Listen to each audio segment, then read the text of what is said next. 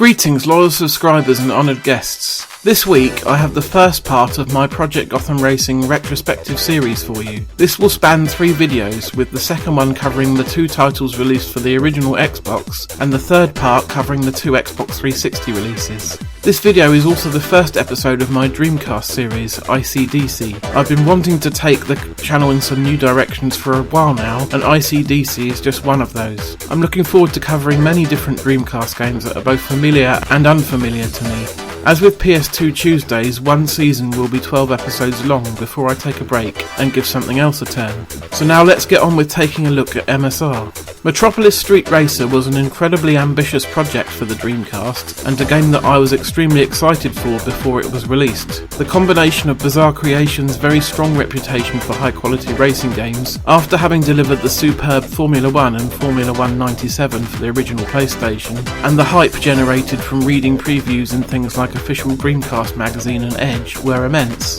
MSR promised to feature gameplay elements that had never been done before in a racing game, such as the ability to read the system clock and then use the correct time of day in the 3 featured cities of London, San Francisco and Tokyo. At the heart of the game design was the kudos system, points that were awarded for skillful gameplay. The way the game was designed meant that playing or replaying an event always had an element of risk. If you failed to meet the basic objective or you decided to quit, you would be penalised with a negative kudos score. You could also adjust the goal yourself if you were confident and would be given more kudos if you succeeded. As well as beating the objective, flashy driving was another way of earning extra style kudos points, a system which was open to abuse within certain event types, as you could just do donuts in your car over and over again until you racked up many hundreds of points. Combine this with the Joker card, which doubles kudos points that are won or lost for one event, and you could earn several thousand points. Without this exploit though, the game can be incredibly tough indeed, so I actually had to resort to using it myself on more than one occasion.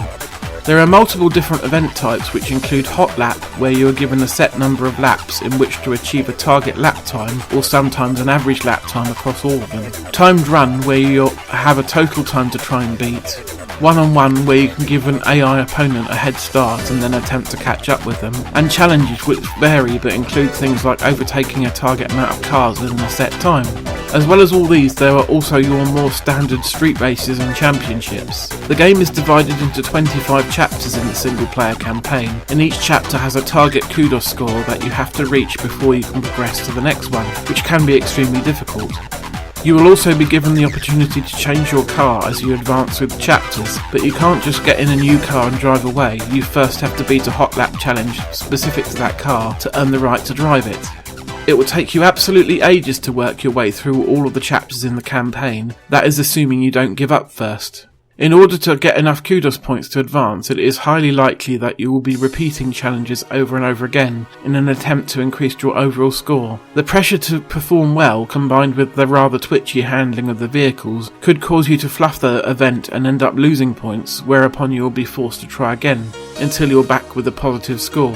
While the kudos system and the real-time day-night cycle both sounded really cool on paper, the reality is that they can both be quite annoying. The kudos system is just too punishing, and the real-time clock means that it's highly likely that you'll always be racing in the dark in one of the locations, in my case Tokyo.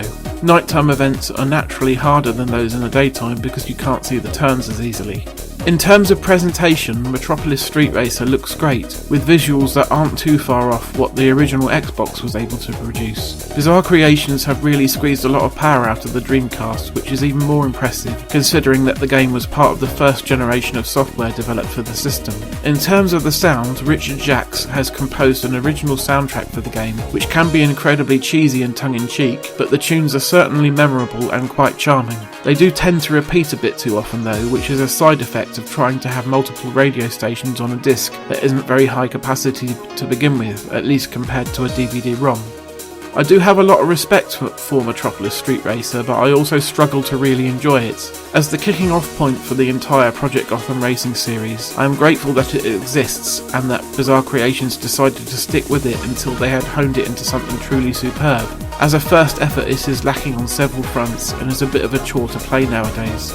If you are interested in picking up a copy for yourself, finding a complete copy should only set you back about a £5 because there were plenty of discs produced.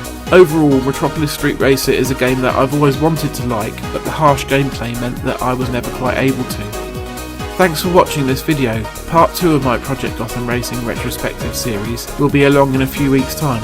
Next week I'll have something else for you, so make sure to come back for that, and please consider subscribing to the channel if you haven't already. See you again next week, and in the meantime, take care. Ha!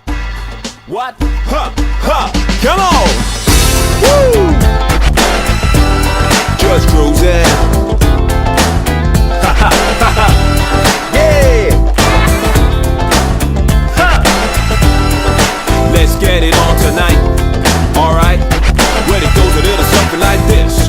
Well, excuse me, sorry, but I didn't mean to trouble you. I was just cruising along in my BMW when I saw you driving by. You caught my eye, and then I thought, why are you on your own, all alone, talking with someone on the end of a phone? Is there another guy just waiting for you to get home? Ha! Girl, I should have known.